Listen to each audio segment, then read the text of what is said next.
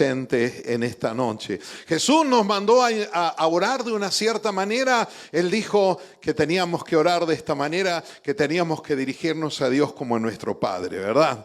Así que vamos a orar a nuestro Padre Celestial que lo dirija todo. Nuestro Dios y nuestro Padre que estás en los cielos, estamos agradecidos de estar en tu presencia. Gracias que podemos mostrar nuestro amor, nuestro apoyo a la comunidad a través de la información. Tu palabra dice que la verdad nos hará libres. Tu palabra dice, Señor, que tu pueblo perece por falta de conocimiento, y en esta noche te pedimos que añadas a nuestro conocimiento, que abra nuestros ojos, Dios mío, que nos hagas conocer también los derechos de las leyes terrenales. Bendecimos al doctor Ramos que está con nosotros, bendecimos a Uriel que ha tenido esta gentileza, esta generosidad con su tiempo, y te pedimos que nos bendigas a todos, que bendigas a nuestra comunidad en el nombre de Jesús, y todos los que así lo creen que digan amén, y le damos un fuerte aplauso a nuestro Dios en este día, y hemos venido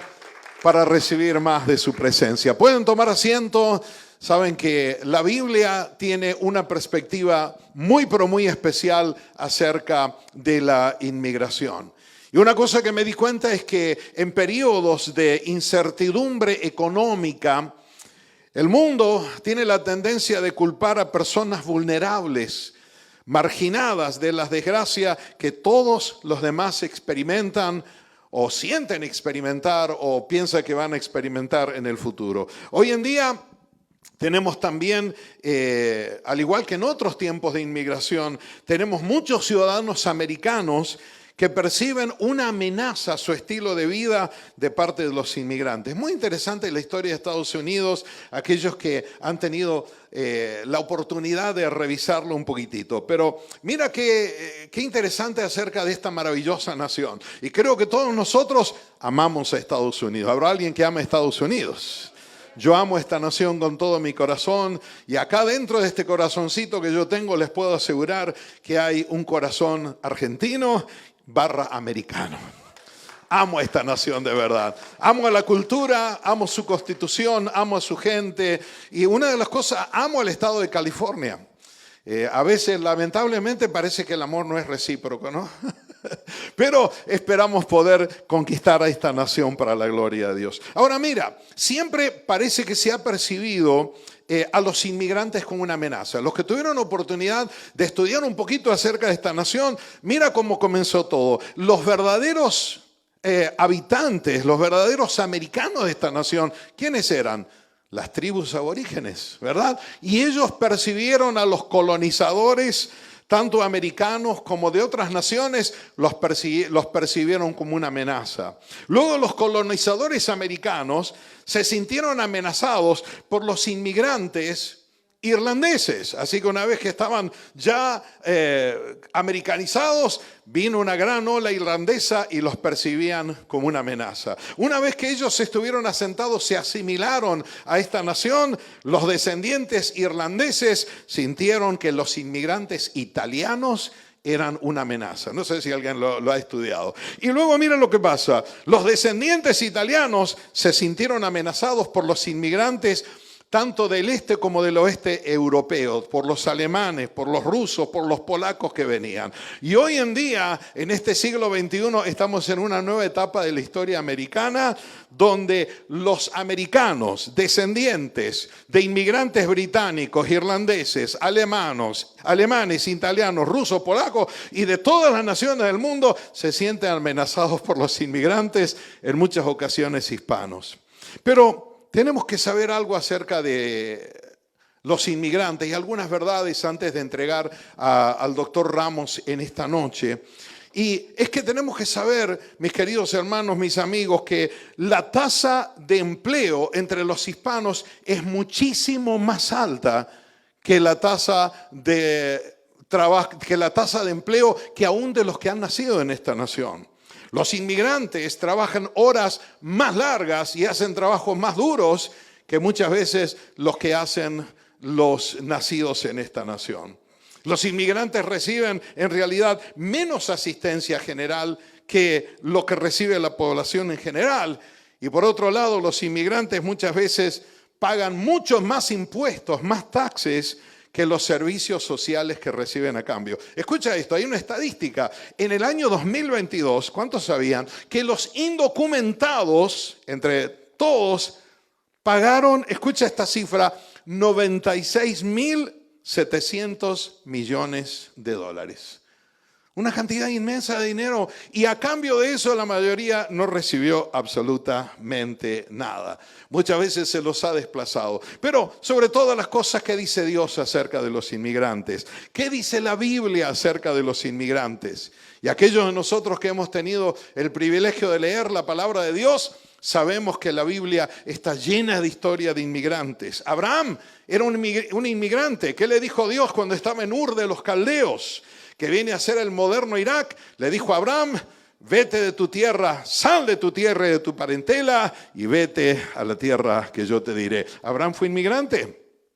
Más adelante su nieto José, que había sido criado en su dulce hogar, de repente sabemos nosotros que se lo llevan esclavizado. ¿A dónde va a parar? Lo venden en la gran nación de aquel tiempo llamada Egipto. Y también José fue un inmigrante. Salieron, por supuesto, en el gran éxodo, pero pasó algo. Ese mismo Moisés que los estaba liberando, en cierto momento, él tiene que ser también un inmigrante y va con su suegro en un lugar llamado Madián, que queda en la provincia de Arabia. Más adelante lo vemos al gran profeta Daniel, que había sido exiliado con todo el grupo de los judíos, y fue a parar a un lugar llamado Babilonia en Irak. Otro inmigrante más. La tenemos a Esther, que dice la Biblia que estaba en un lugar llamado Susa, capital del reino que es Persia, el moderno Irán. Todos estos fueron inmigrantes. ¿Y qué tenemos que decir acerca de Jesús, nuestro Salvador? Jesús, en un sentido, también fue inmigrante. ¿Por qué? Porque Él no era ciudadano de este mundo. Él dijo: mi reino no es de este mundo. Él vino del cielo como un misionero para nosotros. Pero aún en su niñez, cuando tenía solamente 2 añitos nada más, le tocó salir exiliado hacia Egipto porque lo buscaban para quitarle la vida. Jesús también fue un inmigrante. Y estoy seguro que en su niñez, y siendo criado en Egipto, no sabemos qué cantidad de años, hermanos, yo creo que estoy seguro que habrá hablado egipcio. Estoy seguro que habrá absorbido algo de la cultura egipcia. Así que Dios en especial realmente se identifica con los inmigrantes. Escucha lo que dice la palabra de Dios en Levítico, en el capítulo 19 y en el verso 33 y 34. Escucha lo que dice, este es Dios hablando. Y Él dice: cuando algún extranjero se establezca en el país de ustedes, no lo traten mal. Al contrario, trátenlo como si fuera uno de ustedes. Ámenlo como a ustedes mismos, porque también ustedes fueron extranjeros en Egipto. Dice Dios que tenemos que tratar a los extranjeros como con uno más de nuestro pueblo. En Deuteronomio, otro pasaje más, en capítulo 10, versos 18 y 19, dice que Dios defiende la causa, escucha esto, del huérfano y de la viuda, y muestra su amor por el extranjero, proveyéndole alimentos y ropa. Y Dios le manda a su pueblo diciendo: asimismo ustedes deben mostrar amor por los extranjeros, porque también no se olviden que ustedes, le dice Dios a los judíos, fueron extranjeros en Egipto. Qué bueno que no nos podemos olvidar de dónde salimos, de nuestras raíces. En Hebreos capítulo 11, en el verso 3, habla acerca de todos los héroes de la fe y dice acerca de ellos que ellos admitían que eran extranjeros y advenedizos en la tierra. Así que si algo quiero decir en este día es que Dios tiene un corazón para el inmigrante. Dios tiene un corazón para el extranjero. Y damos gracias también a Dios de que no solamente nos ha mostrado Dios su amor, pero nos ha dado un regalo tan especial. Nos ha honrado enviándonos a un profesional de las leyes. Tenemos con nosotros un abogado, alguien que comparte el corazón hispano. Es el doctor Julio Ramos, que está con nosotros esta noche, y me da mucho gusto, es un honor para mí que lo podamos recibir. Pues sí, yo soy Julio Ramos, soy abogado en leyes aquí en el estado de California y en Nueva York también. Yo me recibí de la Escuela de Derecho de Columbia University en Nueva York. y he ejercido la ley para casi 30 años. Los últimos 10 años me he enfocado en la cuestión de migración, de defensa de deportaciones, de asilo. Tengo mi asistente atrás allá, Uriel, que me está ayudando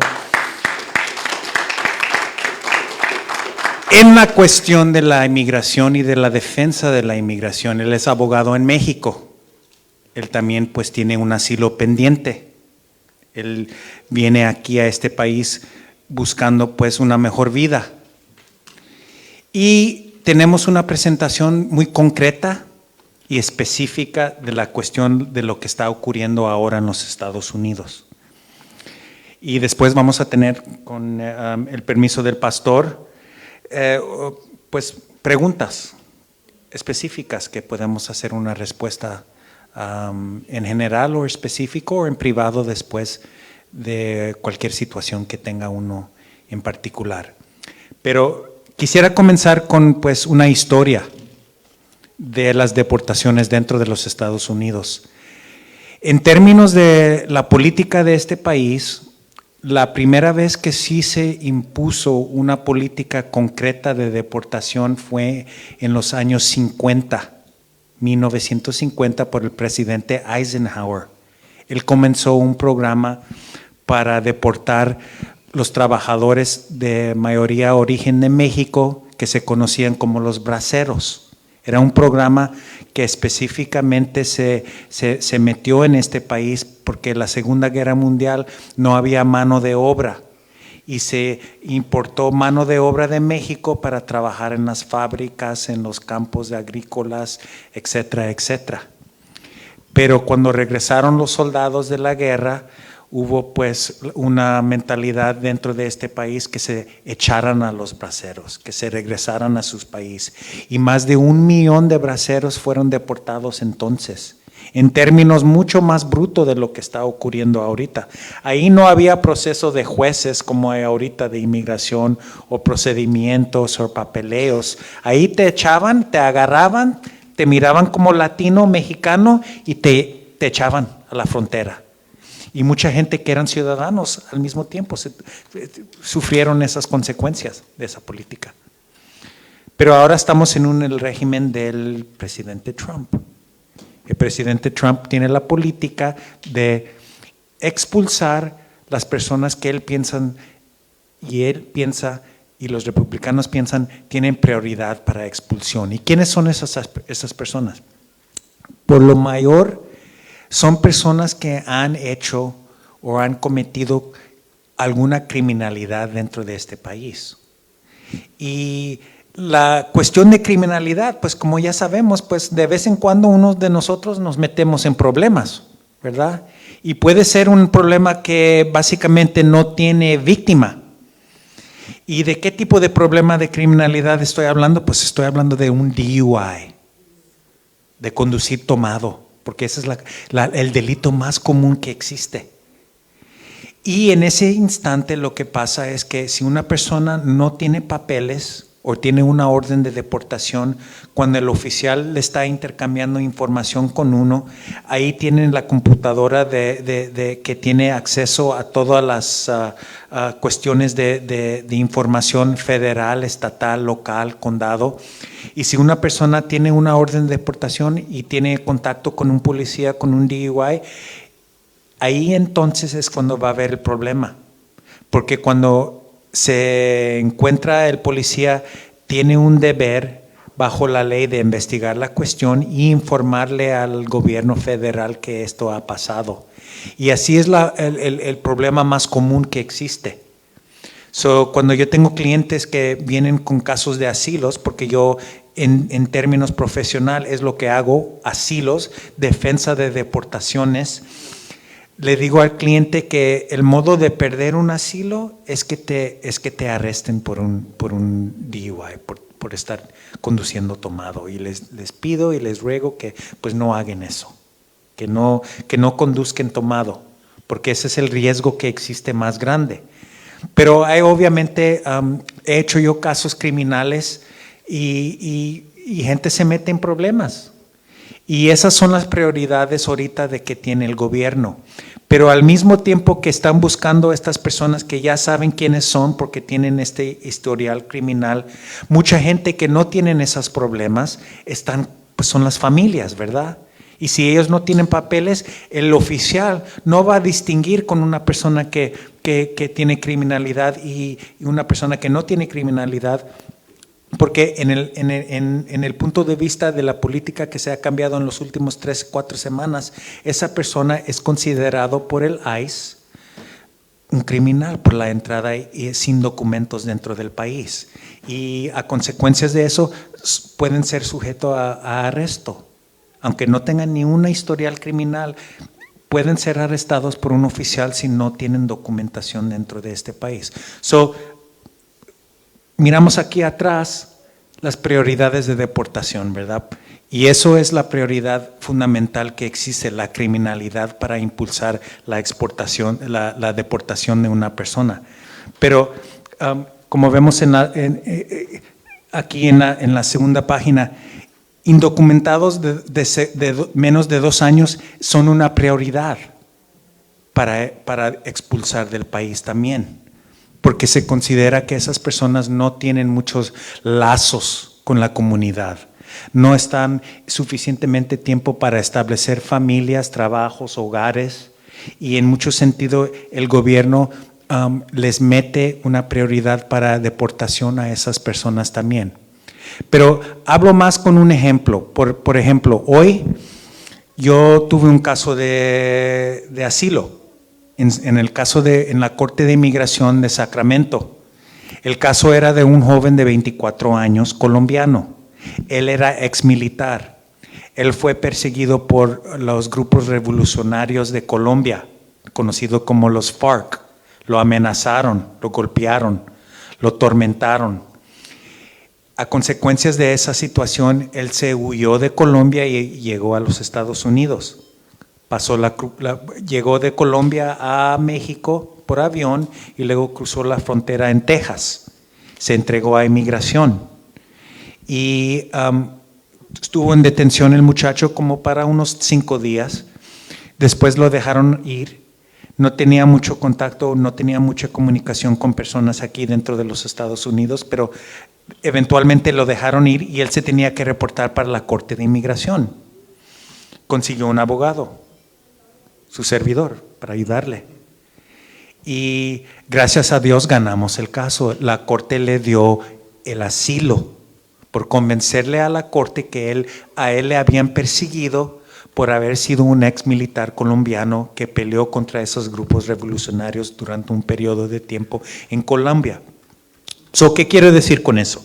Pues quiero decir que si uno no tiene papeles, una persona tiene el derecho de meter un asilo dentro del país. Usualmente la ley de asilo es aplicable para 1 año. Cuando uno ingresa al país, dentro de 1 año tiene que meter su asilo. Pero eso es la regla para el asilo. Si una persona hace el formulario del asilo y está aquí dentro del país más de 1 año, aún puede ingresar esa documentación. Lo puede hacer. Pero tiene que justificar por qué está tarde. ¿Y qué son las justificaciones por qué está tarde más de 1 año una persona? Pues una justificación es que hay cambio en circunstancias en el país de origen. ¿Qué es un ejemplo de eso? Pues tengo clientes que están viniendo mucho de Michoacán, México, ahorita.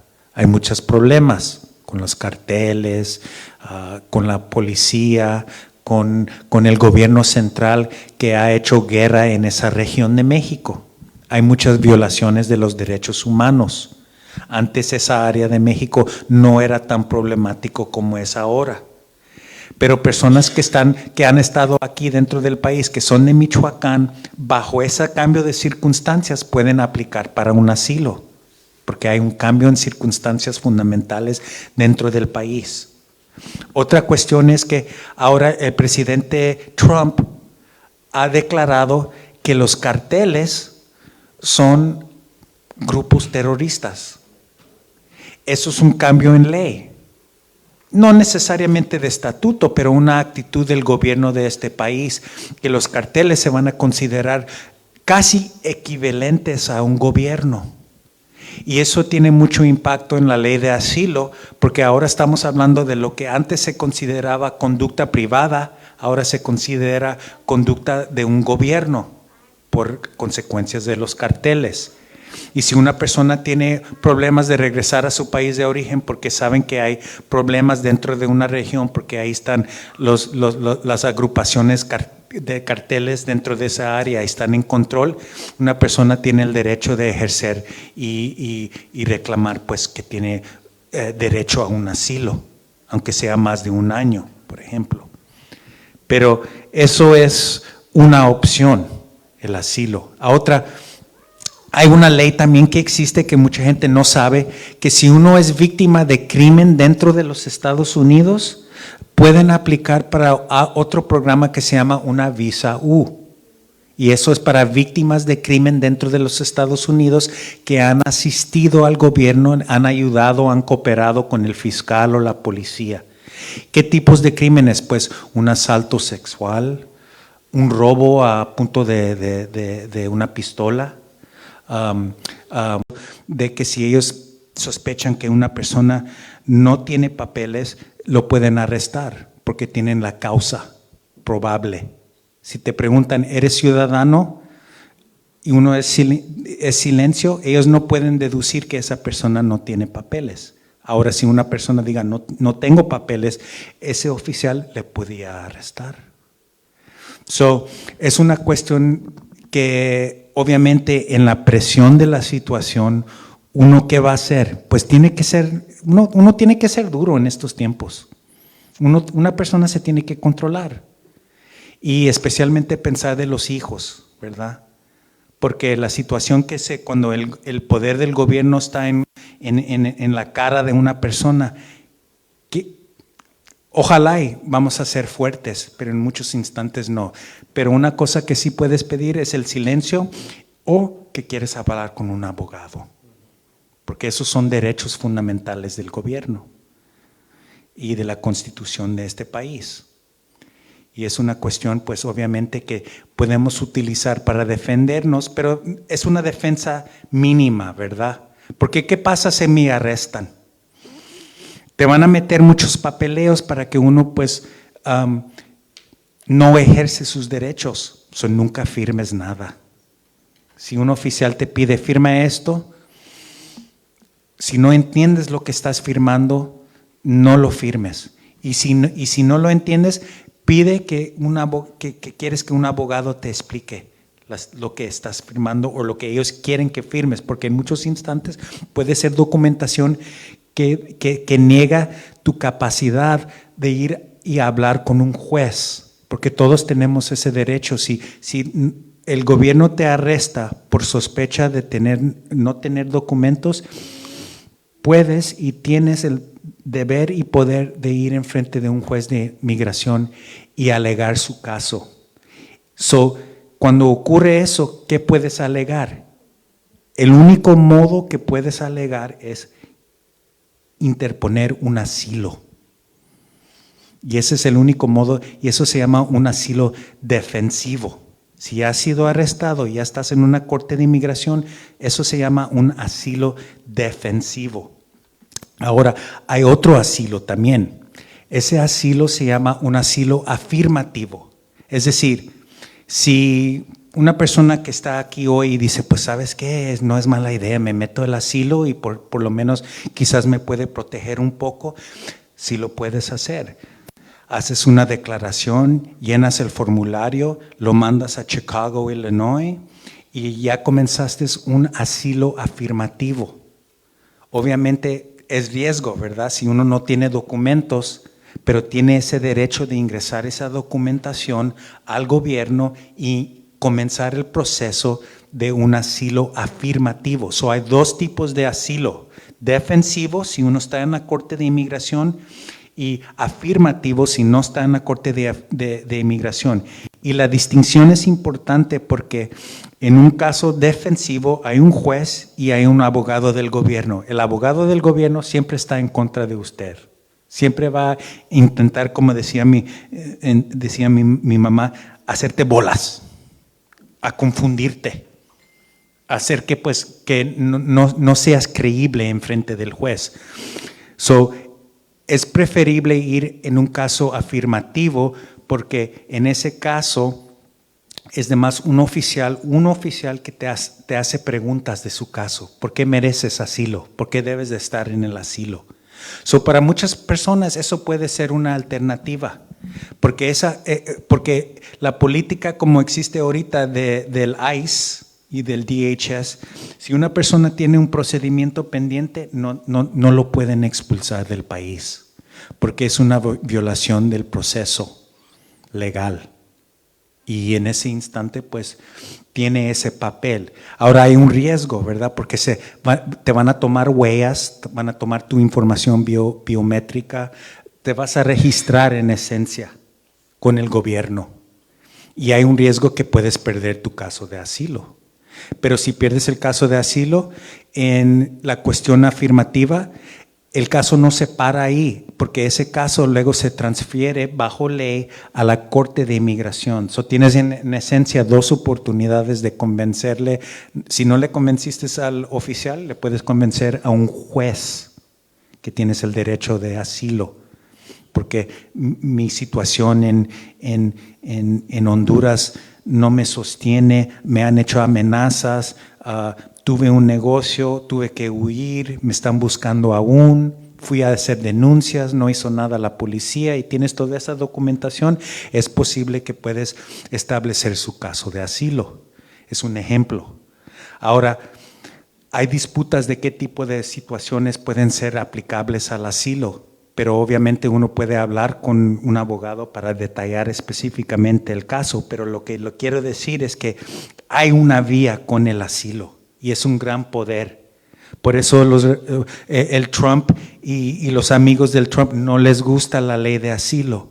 Van a intentar, yo digo, cambiar esa ley. Pero mientras que existe y está ahorita vigente, es una posibilidad para una persona que no tiene una presencia legal dentro del país. La otra, como digo, es la Visa U. Y es un programa que gente puede utilizar para mantener su presencia legalmente dentro de este país. He hablado un poco de las prioridades, he hablado un poco del asilo, he hablado de los antecedentes criminales, el más común siendo el DUI. Pienso que pues he dado mucha información, es un poco seco el tema. No tengo la capacidad de inspirar espiritualmente a las personas como el gran pastor Bianco aquí, pero sí tengo una ¿cómo diría?, inspiración de ejercer esta rama de ley, porque yo soy también hijo de inmigrantes. Mi madre de Guaymas, Sonora, México, mi padre de Managua, en Nicaragua, en paz descanse. Y yo tuve el placer de tener mi abuelita de Mazatlán, Sinaloa, vivir conmigo 5 años y ella me impactó mucho con las historias que me daba de la historia de México y que California era parte de México. Y en mi sentido, pues, no existe, de mi punto de vista, una persona ilegal. Todos tenemos el derecho de vivir y vivir con, como dice el pastor, in the pursuit of happiness, ¿verdad? De buscar lo que uno le motiva y lo que uno quiere hacer con su vida. Y este país, sea como sea, es una posibilidad de hacerlo y hay vías para existir dentro de este país. Aunque se mire un poco triste al momento, la ley es poderosa y la ley existe para ser utilizada para personas que tienen el derecho a utilizar esa ley. Y en mi sentido, pues, he intentado poner un poco de luz de dos posibles opciones que existen para personas que no tienen documentos. Y con eso dicho, pastor, pues quizás si hay preguntas específicas ahí o ¿Algún tema más adicional Excelente. que pienses que debo de hablar? Pues aquí a sus órdenes. Muy bien. ¿Cuántos quieren agradecer al doctor Ramos que nos ha dado una ponencia tan extraordinaria en esta noche? ¡Qué maravilla!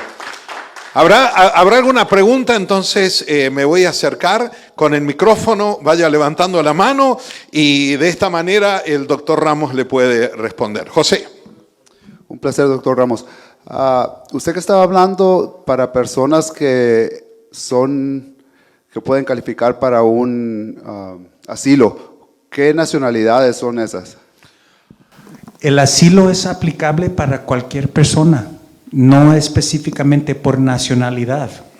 Lo que sí es esencial es que uno tenga una posibilidad de explicar persecución y que uno ha sufrido persecución en su país de origen.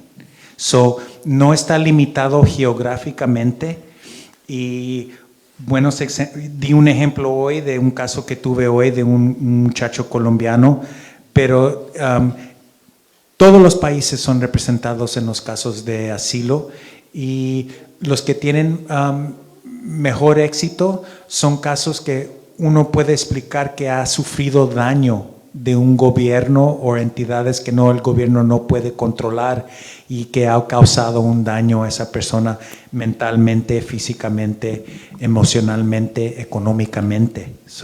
Eso no hay limitación geográficamente. Antes de darle a Edelso, doctor Ramos, yo tengo una pregunta para seguir con el tema del asilo y quizá algunos se esté preguntando también. En el caso de que se lo nieguen, decimos por segunda instancia, ¿verdad? Se lo negó el oficial de inmigración, se lo negó el juez. ¿Esa persona puede estar sujeta a deportación? Lo que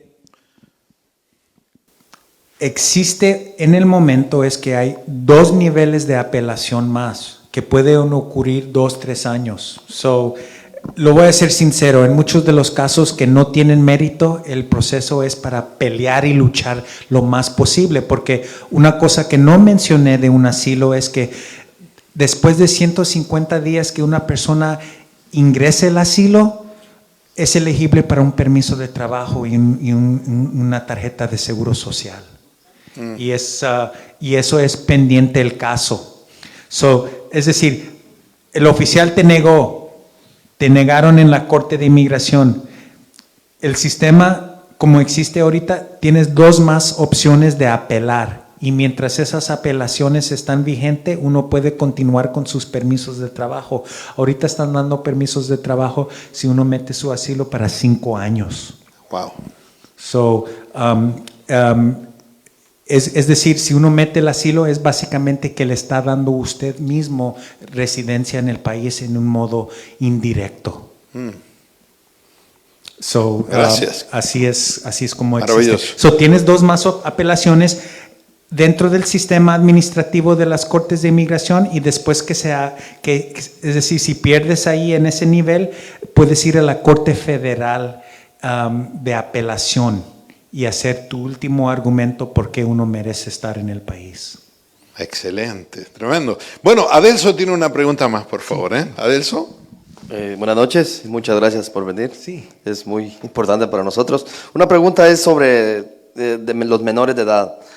Mi hija entró cuando tenía 7 años y bueno, ahora ya tiene 14, ¿va? Ya tiene una vida hecha aquí, por la escuela y todo. Mi pregunta es, por ser menor de edad, en caso de asilo, ¿ella arregla más rápido que yo o los casos van amarrados juntos? Gracias. Depende. Si ella fue la pregunta que yo te hago es, ¿ella entró con el estatus de menor no acompañada?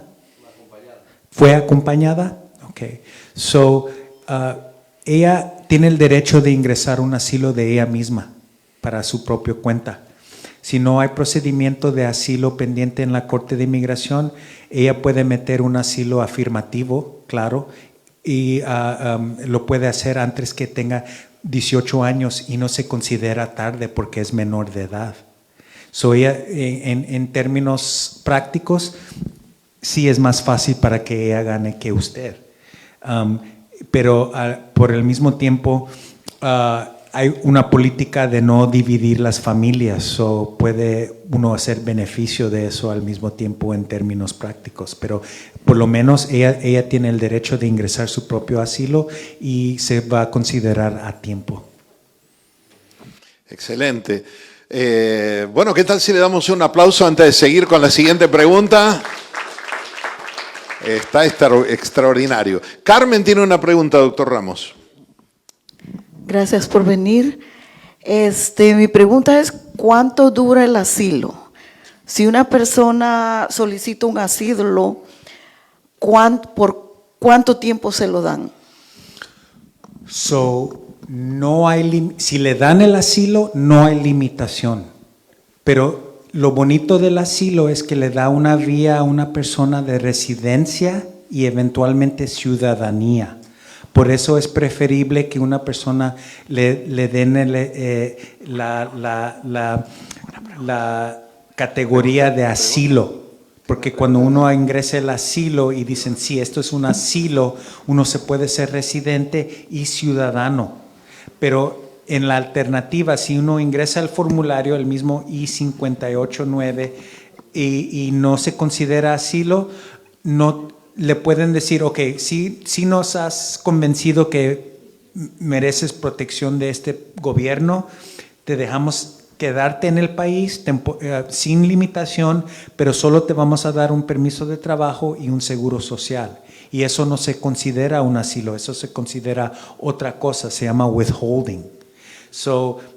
Y eso además dice que nunca te pueden expulsar. Si obedeces la ley, no hay definición de tiempo. Pero cuando uno gana el asilo, lo bonito es que tiene el acceso a residencia y ciudadanía eventualmente. Excelente. Bueno, un aplauso para excelente respuesta.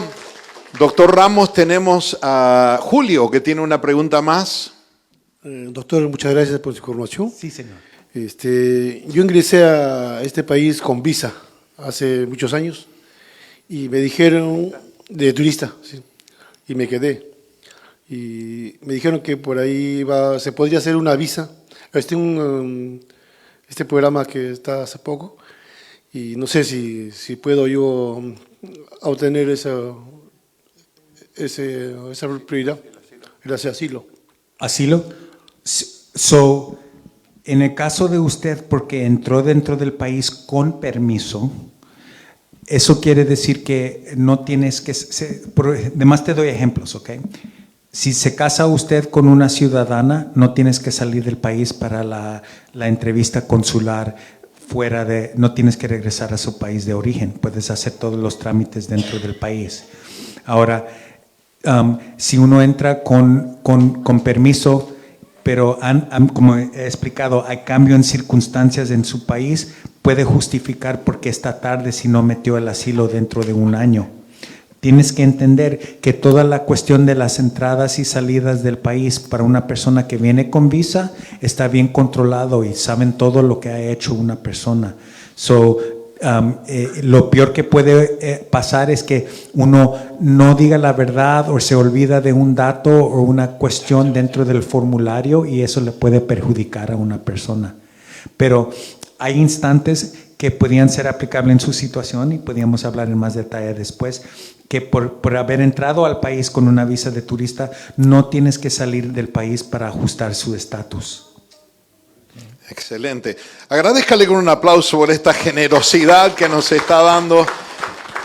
Doctor Ramos, si es tan amable, por favor, tenemos una pregunta de parte de Maciel. Sí. Gracias. Buenas noches, gracias por venir y informarnos. Sí. Yo quería hacer una pregunta. Yo soy de Nicaragua y tengo familia que ha venido con el parol porque en Nicaragua vinieron muchos nicaragüenses. Entonces tengo familia, pero ya tienen más de casi los 2 años cumplidos. Mi pregunta es, cuando el parol, porque es por 2 años, ¿ellos van a tener que salir o solamente tendrán que ajustar un estatus, como casarse con alguien o cómo? Porque hay por ejemplo, los nicaragüenses dicen que el parol se paró y la gente que tiene, si ya no aplicaste en 1 año, que ya no te puedes quedar. Entonces, quería preguntar. inmediatamente se tienen que poner asilos, aunque estén tardes. Yo digo que se deben de meter, porque como digo, aunque no técnicamente son elegibles para el asilo, podían ser elegibles para el withholding of removal o otro programa que se llama la Convención contra Tortura. Y como sabemos en la situación de Nicaragua, por el gobierno sandinista de Nicaragua, los casos de asilo dentro de este país para los nicaragüenses no, son vistos favorablemente, porque hay mucha documentación del abuso del gobierno sandinista en Nicaragua. Y la cuestión de los nicaragüenses es un caso que el gobierno de los Estados Unidos ha tomado en cuenta en determinar que muchos nicaragüenses deben de tener asilo a consecuencias de lo que está pasando en Nicaragua. Yo diría que aunque estén tarde, meten el asilo y se hace el argumento de justificación después. Pero por el momento, ya que tienen su permiso de trabajo, pueden cambiar su permiso de trabajo estatus a uno de asilo y tenerlo para el periodo amplio de más de 5 años, como es para un asilo. Porque ahorita pienso que debe de ser más corto y como dijo el Trump, no va a renovar ese programa. Pero sí se puede meter el asilo aún. Esa es mi recomendación. Excelente. Bueno, muchísimas gracias. Doctor Ramos, la tenemos a Cori con una pregunta más, por favor. Sí, ¿qué posibilidades hay para una persona que ya tiene más de 20 años aquí en este país y tiene hijas nacidas aquí? Si las hijas son mayor de edad y pueden tener, vamos a tomar un ejemplo. Quizás no específicamente lo que está pasando en su caso, pero decir, si sus hijas tienen 18 años o más, pueden pedir a los padres. Y lo interesante es que más o menos se considera la cuestión del apoyo financiero en el sentido más liberal, que pueden utilizar los ingresos y dinero del hijo, pero puede haber otros familiares que se ponen también para sostener la ayuda financiera que exige el gobierno bajo específicas cifras, y se puede incluir otros familiares dentro de esa petición. Una posible vía sería hacer un arreglo y que el hijo le pide al padre, y en ese instante se podía ajustar la situación. Si uno ha entrado con una visa de turista, por ejemplo, no tuviera que salir del país y no tuviera que pedir un perdón porque ya está dentro del país. Si no lo ha hecho, es más complicado, pero hay modos de pedir perdones en ese instante. Parece en ese caso, además con lo que me has dicho generalmente, con permiso, es posible utilizar a los hijos que son ciudadanos para mantener su residencia dentro del país. Excelente. Con su permiso, doctor, tenemos a Anabel con otra pregunta más, por favor. I actually have 2 questions. Thank you for coming. Question number 1. So when you say ICE is looking for criminals, is there a specific list under that category where we are able specifically to see the list of exactly what type of criminals? Sí, déjeme traducir para todos. Está preguntando especialmente para la gente que nos ve en Facebook Live y YouTube. Entonces está preguntando si esta lista de prioridades del ICE es que está detrás de una lista específica de gente que ha cometido crímenes, ¿verdad? Lo estoy diciendo bien, ¿verdad? Doctor Ramos. Sí. Yo he visto en términos general, nunca he visto que han dicho felonías de robos con armas es nuestra prioridad número 1. No lo he visto así, no tan específico. En general, lo que ellos están diciendo es que tenemos prioridad con personas que han cometido homicidios, ¿okay? Lógico, abuso sexual de menores de edad, lógico, abuso sexual en general, lógico, terrorismo, lógico, y esos son las categorías que el gobierno específicamente ha dicho son nuestra énfasis por el momento. Pero como he dicho antes, and what I've said is that it doesn't matter, because if ICE is looking for someone who has a criminal history and that person is in an immigrant community, if you're around when they're there, they have the right to arrest you, and they will arrest you if they have probable cause to believe that you don't have any legal status in the country. So, Doctor sí. Ramos, ¿me permite traducir? Claro que sí, sí. porque tenemos alguna gente que no es tan buena Claro que sí. con el inglés. Claro que Entonces, básicamente el doctor Ramos está diciendo que en el supuesto caso que vengan a arrestar a una persona que tiene literalmente orden de arresto por algún crimen que ha cometido, si da la casualidad de que hay personas alrededor, que ya sean amigos, familiares o quien sea, que están indocumentados, ICE puede pedir documentación y si es que tienen una justa causa para creer que así es, que no están documentados, y entonces en ese caso se llevan a los que no tienen documentos. ¿Lo dije bien? Sí, así es. Exacto. ¿Alguna pregunta más, Anabel? Una. Va. So question number 2, is there any way that we can see ICE activity? Is there an app? Is there somewhere where we can see activity? Entonces pregunta Anabel si hay alguna forma que podemos ver o monitorear la actividad que está haciendo ICE. Estamos hablando de redadas en particular. So we're talking about raids. ¿Hay alguna forma que podamos monitorear eso, doctor? Sí, como pastor me habías enseñado esto antes de que comenzamos. Sí. Vamos a distribuir esto después, pero yes, there is informally there are rapid response networks that have websites that are showing and indicating where there are ICE raids. I haven't seen any apps of that nature. Also, I would say that on the ICE website itself, it has statistics of where they're going and what they're doing, and they also have highlights of arrest activity, so you can tell from the ICE website itself where they're very active. ¿Me permite? Sí, para, antes que me olvide. Entonces, lo que está diciendo el doctor Ramos es que definitivamente hay algunos centros de ayuda de respuesta rápida, Rapid Response. También hay algo en Instagram, que es Faith in Action, Fe en Acción del área de la Bahía, donde uno puede ver lo que realmente está sucediendo. También nos dice el doctor Ramos que podemos ir al propio sitio de ICE, donde ellos informan la actividad que van a estar haciendo. Así que todo esto está ahí dentro de esa información. ¿Traduje bien? ¿Lo dije bien? Ok. ¿Cuánto tiempo más tenemos, doctor Ramos? Usted me dirá. Pues hasta que ya se aburre la gente. Hasta que se aburra, no, pero esta gente está divertida. Está divertida. Yo tengo permiso. Bueno, denle un aplauso a esta generosidad tan linda, a este hombre que nos está ayudando tanto en este día. Doctor Ramos, la tenemos a Norma, ella es de Perú, que tiene una pregunta. Doctor, buenas noches y gracias por la ayuda, doctor. Doctor, mi pregunta es, yo entré a esta nación por México y tengo 24 años de estar aquí. Gracias a Dios, mi récord es limpio y no he podido regresar a mi país, son 24 años.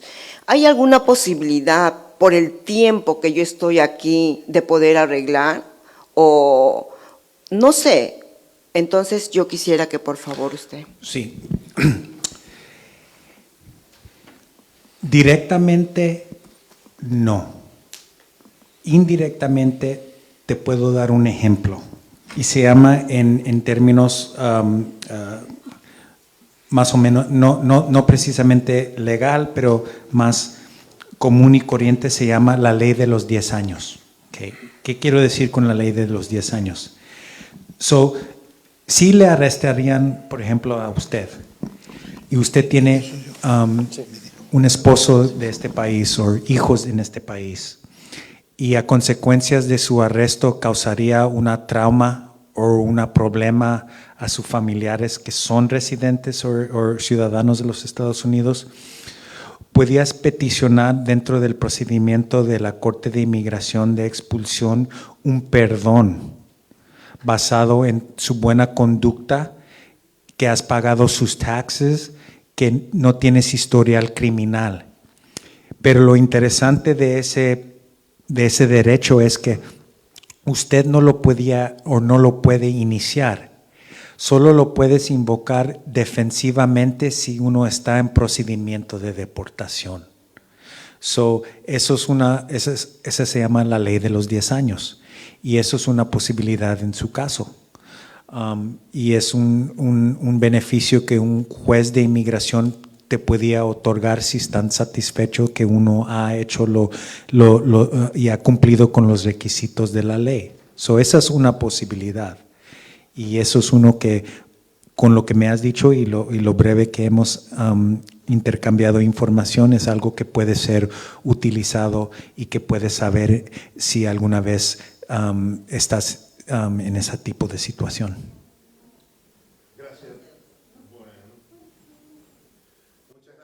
Muchas gracias, doctor Ramos. Una pregunta más de Adelso.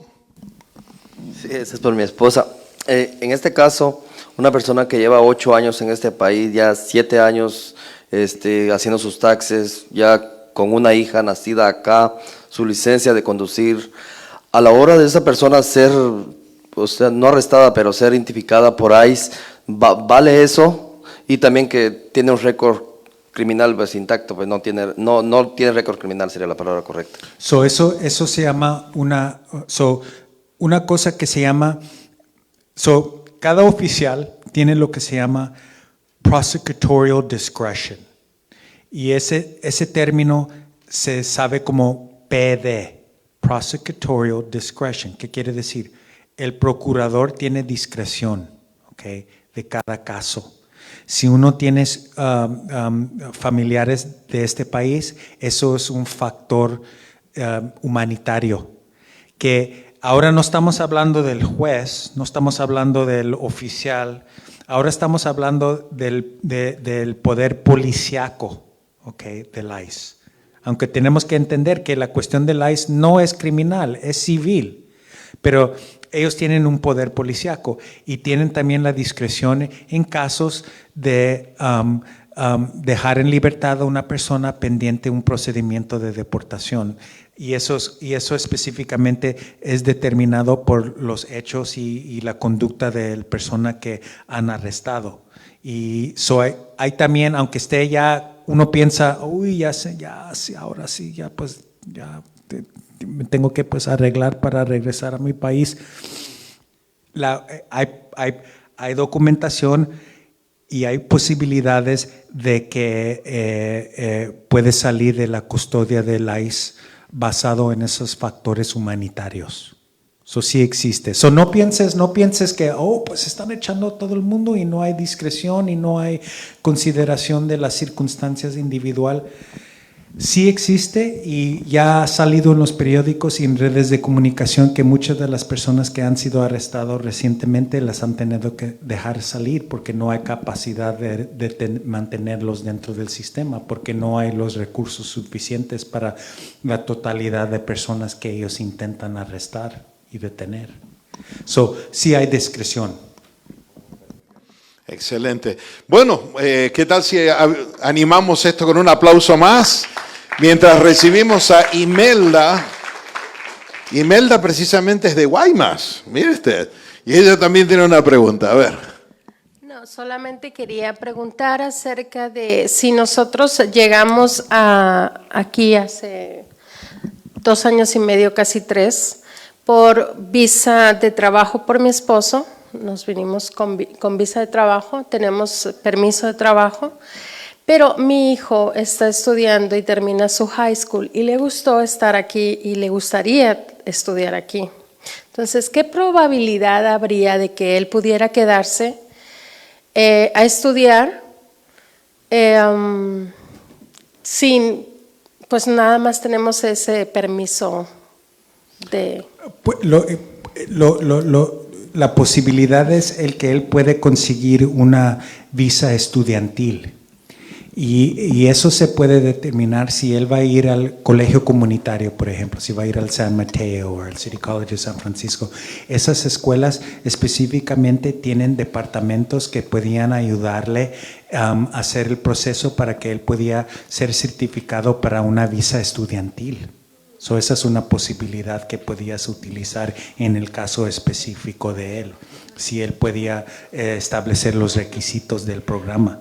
Porque sí existe ese programa y sí hay una vía que potencialmente puede ser aplicable en el caso si él consigue e intenta conseguir una visa estudiantil. Tremendo. La tenemos a Yolanda con una pregunta más. Yolanda. Sí, buenas noches, bienvenido. Buenas noches. Tengo una pregunta. Tengo una persona que conozco que hizo una petición familiar para un familiar y el abogado... Hubo algo que pasó porque le estaban pidiendo más dinero y no tenían el dinero disponible y le decidió cancelar el caso, pero él otra vez, esta persona decidió abrir otro caso, otra petición con otro abogado y el otro abogado le dijo que tenía que tener, no sé muy bien el proceso, ¿verdad?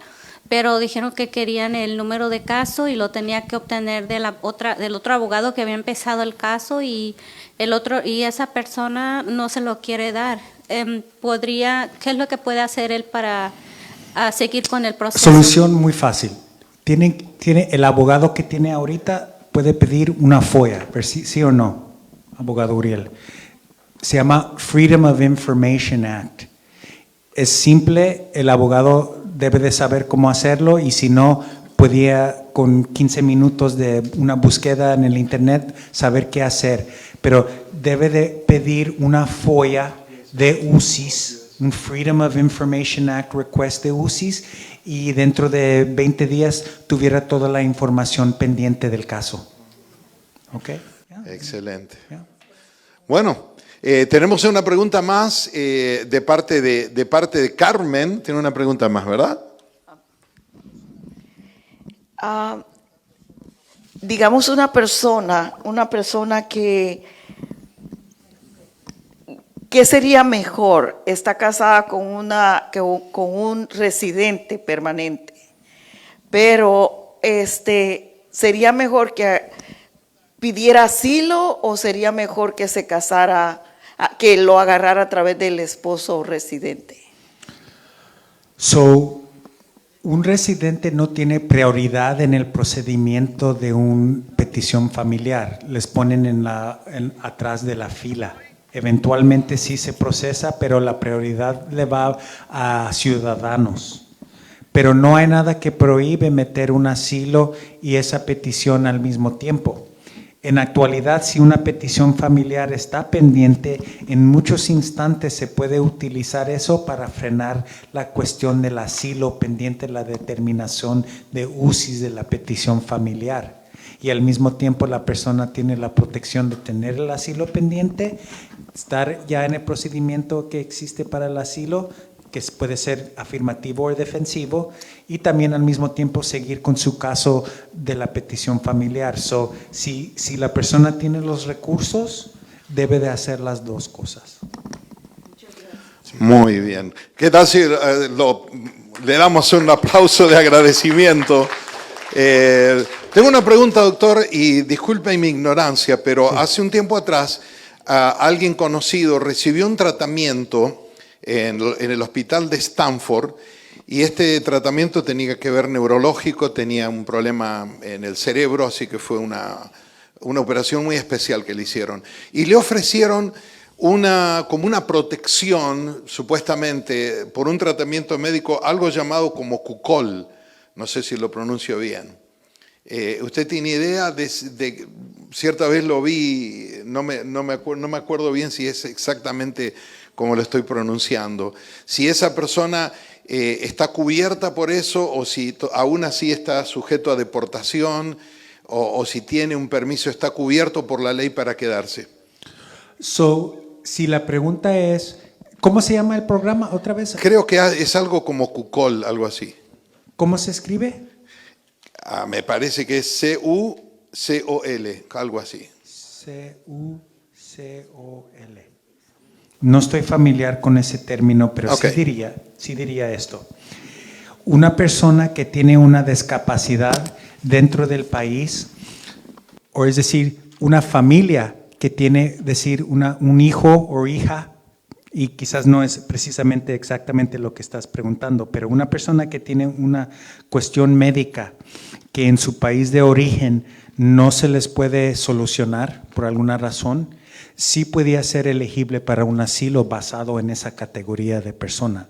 No sé si es una respuesta adecuada para la pregunta, pero en términos de cuando estamos hablando del asilo, se tienen que acordar que es una cuestión de una característica que una persona tiene, que a consecuencias de esa característica va a ser perseguido o ha sufrido persecución a consecuencias de esa característica, que puede ser discapacidad, puede ser enfermedad, puede ser orientación sexual, puede ser raza, puede ser idioma, puede ser muchas cosas, religiosa, puede ser, y basado en eso uno puede formular un derecho de mantenerse dentro del país.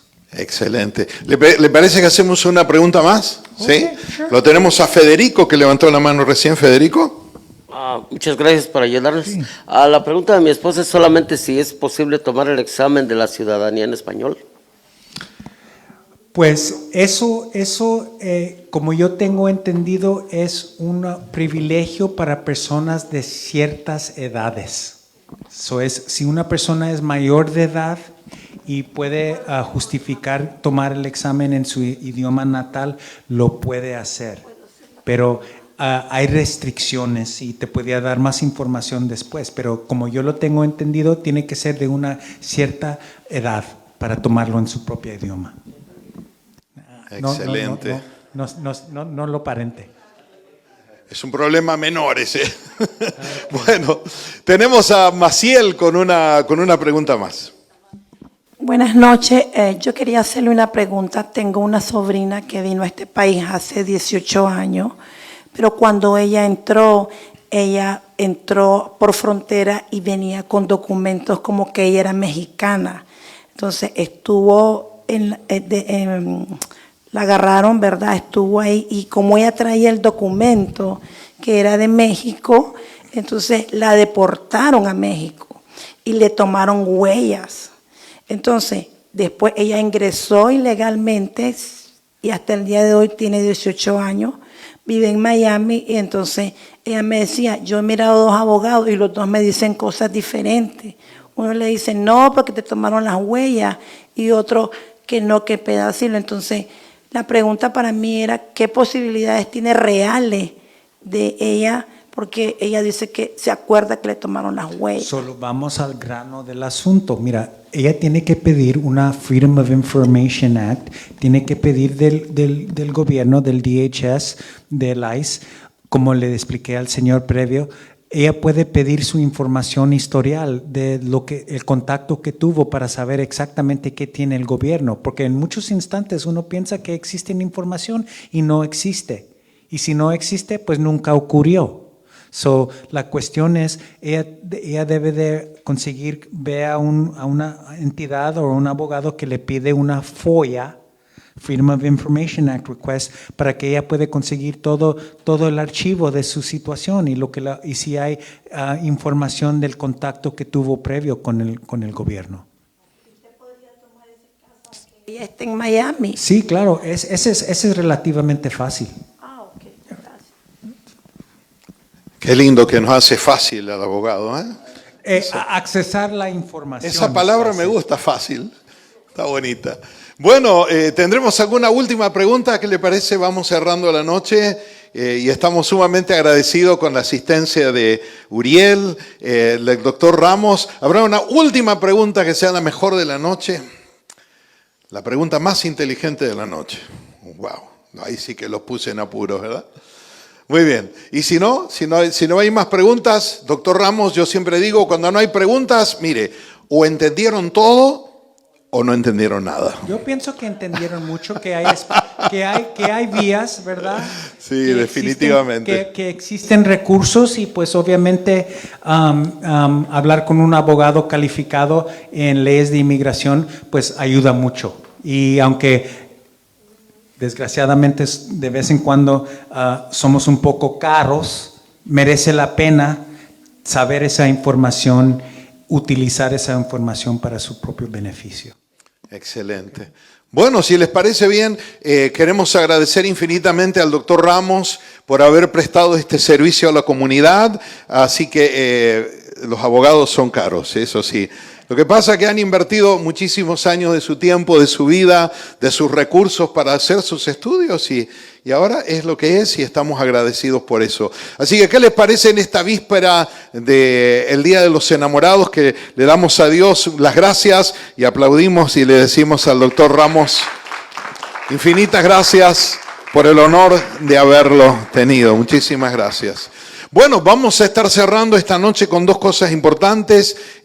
Número uno es que les pido por favor que se acerquen para agradecerle personalmente, de la mano, agradézcale al doctor Ramos su generosidad. Y también, aquí su pastor que les ama mucho, les ha preparado una información. Así que vamos a dar uno por familia, qué hacer si ICE viene a su casa. Así que si ICE viene a su casa, de entrada le digo, si alguien le dice ICE, o es el hielero que le viene a traer el hielo, o si no, es la migra que está en la puerta. ¿Qué podemos hacer?